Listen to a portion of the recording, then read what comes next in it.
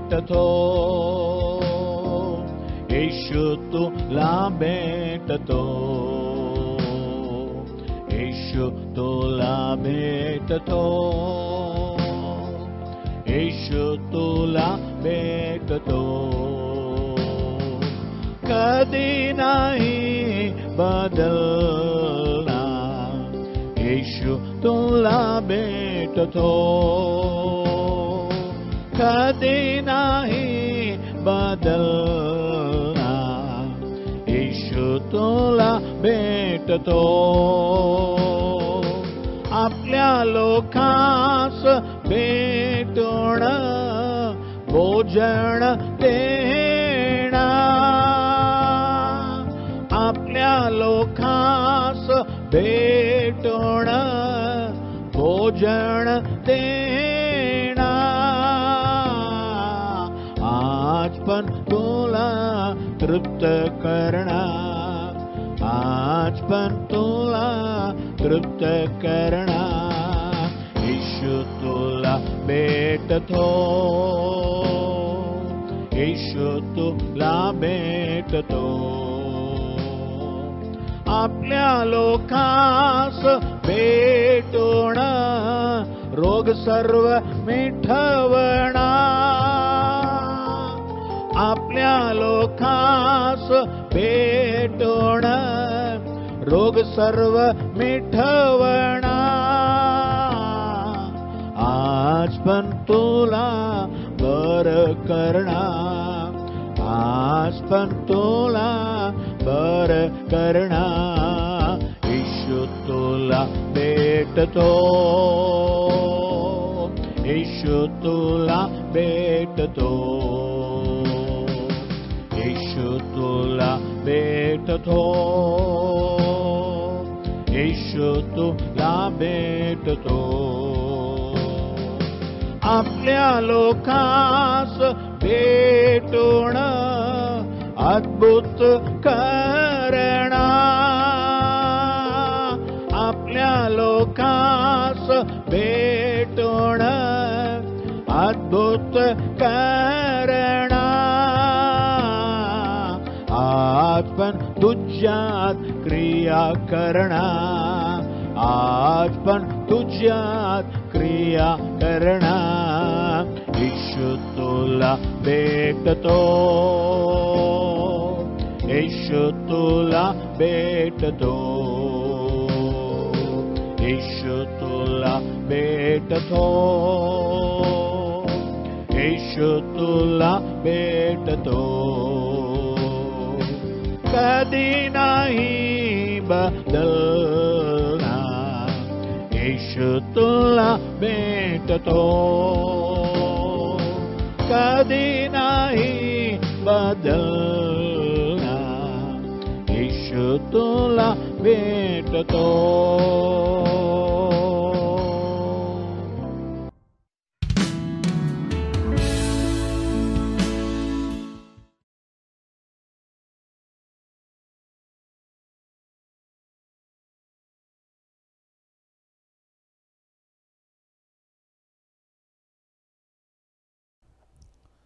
आमेन, hallelujah.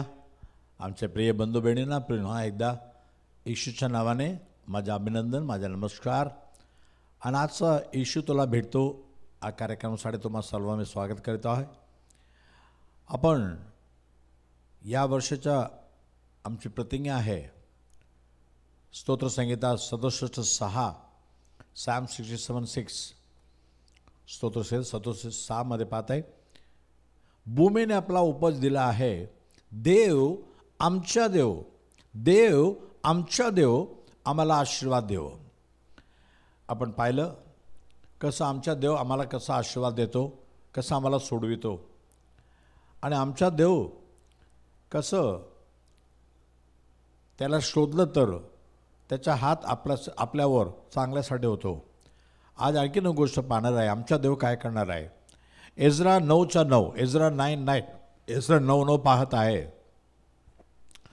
आम्ही दास तर आहोत तरी आमच्या दास्यात देवाने आमच्या त्याग केला नाही, उलट त्याने पारदेशीय राज्याचे द्वारे आमच्यावर कृपादृष्टी केली आहे, यासाठी की आम्ही नवजीवन पावून आमच्या देवाचे मंदिर उभारावे, त्याचे मोडतोडीची दुरुस्ती करावे आणि यहूदा व यरूशलेम ह्यात आम्हाला आश्रयस्थान मिळावे.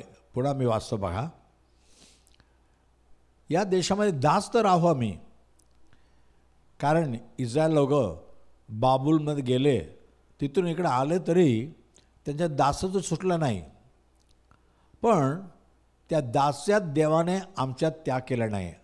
आमचा देव आम्हाला त्यागणार नाही. न त्यागणारा असा देव आमच्यासाठी आहे. आणि पारस देशीय राज्यात आमच्या कृपादृष्टी केली आहे. आम्ही दासत्वामध्ये आहे तरीसुद्धा हे राजा त्यांची कृपादृष्टी आम्हाला भेटली आहे आणि आम्हाला नवजीवन परमेश्वर देतो. नवजीवन देतो यासाठी की आम्हाला पुन्हा जीवन का दिलेलं आहे?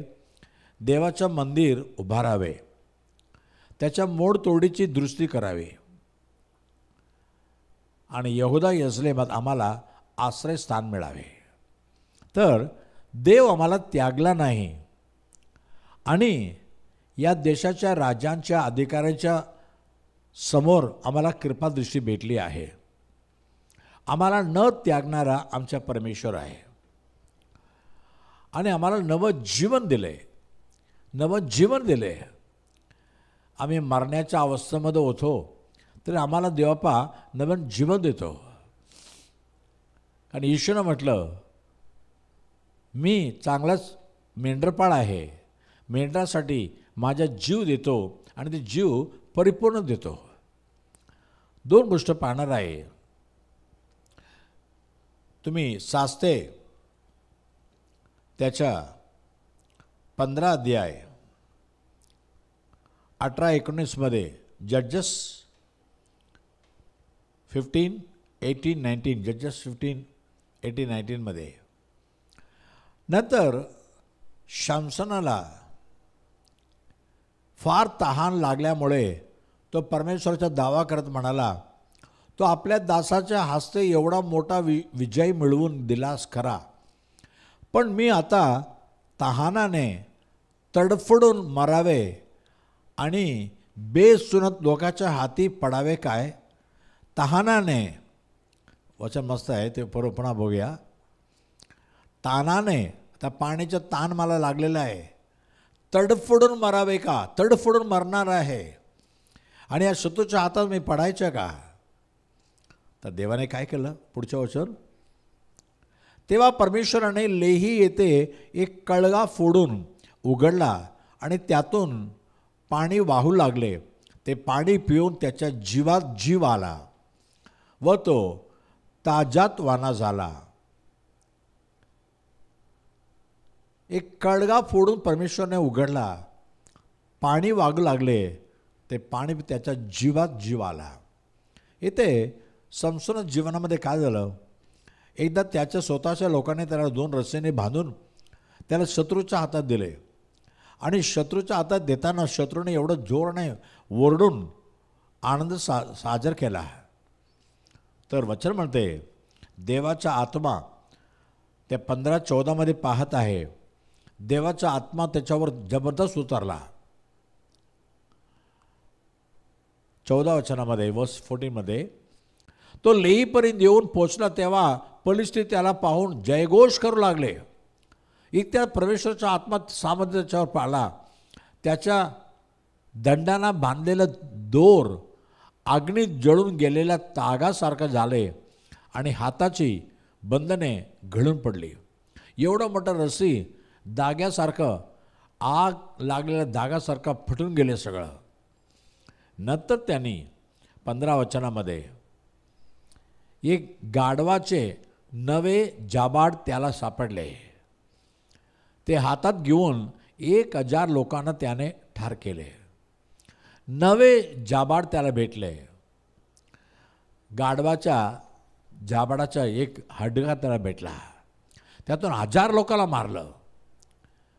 हातात तलवार नाही, बाला नाही, पण एक तुम्हाला माहीत आहे ना, आपल्या इकडचं हाडगं ना खूप म्हणजे काय एकदम नरम असतो. त्या थोडंसं मार लागलं ना तरी फुटून जाईल. पण त्या नाजूक त्या हाडग्याने त्याने 1000 लोकांना मारलं. त्याला ताण लागलं. आता तो म्हणतो मी आता मरणार आहे. या ताणाने मरून या फिलिस्तीच्या हातात पडू का? परमेश्वर काय म्हणतो तो? आता जीवदास आता नंतर परमेश्वराने त्या पाण्याला वागू लावला. ते पाणी पिल्यानंतर त्याच्या जीवावर जीव आला. म्हणजे देव आम्हाला नवं जीवन देतो. तर शिमशोनाला ते पाणी देऊन नवं जीवन दिला. तो पुन्हा उठाला आणि देवाचं काम करायला लागला. माझे प्रिय बंधू बहिणींनो, या तुम्ही दासत्वामध्ये, या बंधनामध्ये आहे, या बिमारीमध्ये आहे, या आजारपणामध्ये आहे, खाटामध्ये पडलंय, मला कोण मदत करणार असं म्हणता का? या दासत्वामध्ये सुद्धा नवं जीवन परमेश्वर देतो. हालेलुया. कुठलाही शैतानाचे दासत्व असू दे, पापाचे दासत्व असू दे, देवबापा मला सोडवतो आणि नवीन जीवन देतो. सिमसोनला नवीन जीवन दिला, त्याला मरून दिला नाही. तुम्ही थकून गेले का? उदास होऊन गेले का? आमचा देव आम्हाला नवं जीवन देणारा, आमचा देव आम्हाला न त्यागणारा आहे. आम्हाला त्यागणार नाही, आम्हाला मरून देणार नाही. आणखीन गोष्ट, उत्पत्ती त्याच्या 21व्या अध्यायामध्ये, उत्पत्ती 21व्या अध्यायामध्ये 15-16 वचन, जेनेसिस 21:15-16. मस्केतील पाणी संपल्यावर त्याने त्या मुलाला एका झुडपाखाली टाकले आणि ती बाणाच्या टप्प्या इतकी दूर जाऊन त्याच्यासमोर बसली. ती म्हणाली, आपण आपल्या मुलाचा मृत्यू पाहू नये. आणि ती त्याच्यासमोर बसून अंबरडा फोडून रडू लागली. माझा मुलगा मरणार आहे, पण माझ्या मुलाचा मरणाचं दृश्य मला पाहू शकणार नाही. मला पाहायला दम नाही आहे, शक्ती नाही आहे. मुलाला झाडाकडे सोडून ते लांब जाऊन रडायला लागली. आता थोडक्यात माझा मुलगा मरणार आहे पाण्याच्या ताणाने, मी पण मरणार आहे. तर देवाने हाक मारली त्याला. 17 वचनामध्ये देवाने मुलाची वाणी ऐकली व देवाच्या दूताने आकाशातून हाक मारून हागारला म्हटले, हागारे तू कष्टी का? भिवू नकोस, कारण मुलगा आहे. तिथून देवाने त्याची वाणी ऐकली आहे. तिथे मुलगा रडतो, इथे आई रडते, दोघे रडत बसलेले. पण देवाने मुलाचे पण आरोळी ऐकली, याचे पण आरोळी ऐकली. लहान मुलं आम्हाला माहीत आहे, त्यांचा आवाज पण लहान असतो, त्यांना आमच्यासारखं चांगलं प्रार्थना करता येत नाही. पण तर लहान मुलगा रडायला लागला, त्याची वाणी पण देवबापा ऐकतो. आमेन. तुम्ही अय्यूबचं पुस्तक 38 अध्याय 41 वचनामध्ये, जोब 38:41, अय्यूब 38:41. कावळ्याचे पिले देवाला हाका मारतात, ते अन्नात करीत चोवाकडे बडकतात, त्यांना सुद्धा, पुढच्या वचन नाही का त्याच्या मागे 40 वचनामध्ये देवबापा 39, प्रत्येकाला परमेश्वर, तुला सिंहाने शिकार करता येते काय? तरुण सिंहाची दुला तुला तृप्त करता येते काय? देव सिंहाला पण भोजन देतो आणि हाक मारणारा कावळ्याच्या पिल्लूला सुद्धा देवबापा भोजन देतो. 147 त्याच्या 9 वचनामध्ये, Psalm 147:9, 147:9, तो पशूंना व कावळ्यांच्या कावकाव करणाऱ्या मस्त आहे मराठीमध्ये. तो पशूंना व कावळ्यांच्या काव करणाऱ्या पिल्लांना त्याचे अन्न देतो आता कावळ्याचा आवाज आम्हाला ऐकतो, काव काव काव, पण कावळ्याचं ते पिल्लू कसं ओरडतात, को को को, हळू ओरडतात. ते आमच्या कानात ऐकणार नाही, पण देवाच्या कानात ऐकतो. आमेन. कावळ्याच्या पिल्ल्याच्या काव काव काव हे शब्द, हे आवाज देव वापर ऐकून त्यांना भोजन देतो. तुमच्या आमच्या आरोळ्या ऐकणार नाही का? तुमची प्रार्थना ऐकणार नाही का? इस्माईल नावाच्या त्या मुलाचं पण वाणी देवापण ऐकली, रडणे ऐकली, आईचं पण ऐकली. मग देवाने काय सांगितलं ते उत्पत्ती 21:18 पाहूया.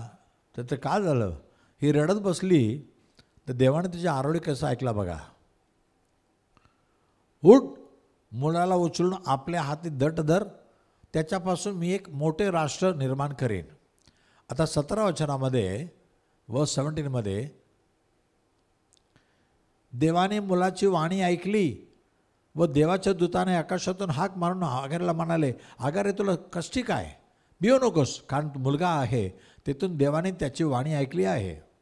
19 वचनामध्ये मग देवाने तिचे डोळे उघडले, पाण्याचा जरा तिच्या दृष्टीत पडला, तेव्हा तिने जाऊन मस्केत पाणी भरले व मुलाला पाजले.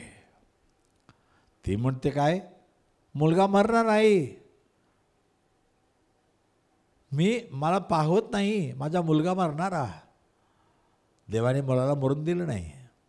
आता मुलगा मेला तर ही काय जिवंत राहणार का? ही बिचारी पण मरणार ना, पाण्याने ताणाने. मुलगा पहिला मरणार, नंतर ही मरणार. देवाने दोघांना मरून दिलं नाही. तिच्या समोर जरा आहे, जिथे ती बसून रडत आहे.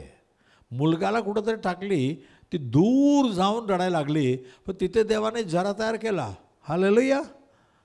पण रडण्यामुळे काय गोष्ट बघा, तुम्ही खूप रडले ना, तुमच्या डोळ्यामध्ये पाणी थांबून ना समोर का दिसणार नाही, सगळं सफेद सफेद वाटणार. तसं हिला दिसे नाही.